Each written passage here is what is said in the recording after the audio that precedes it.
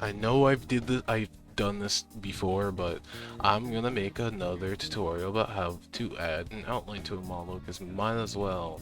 So what you want to do first is make sure that your model's material has backface coloring on them.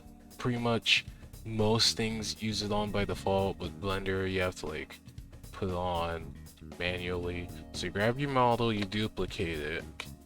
After you duplicate it, I recommend going into UV editing and then find a part of the model's texture that's black. Luckily Gordon has black stuff there. Ignore this is just the shape key. Okay, so now that you've done that, edit mode, mesh, normals, flip. Now you don't see it in front of him anymore because everything's like rendered behind, I guess, something like that.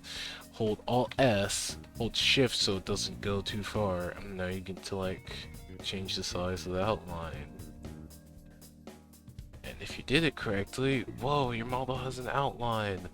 You see that like the black isn't just exactly black, it has some shading here.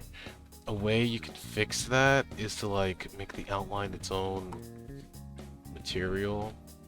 And then the way you do is probably like turn off specular, maximum roughness.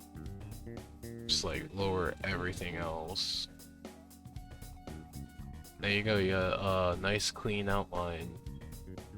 Then for other stuff like Blender and Unity, usually for other stuff like Unity, there's usually a way to make sure that the outline doesn't get like affected by lighting and stuff, which is what the specular, turning that off and maxing gruffness stops from happening.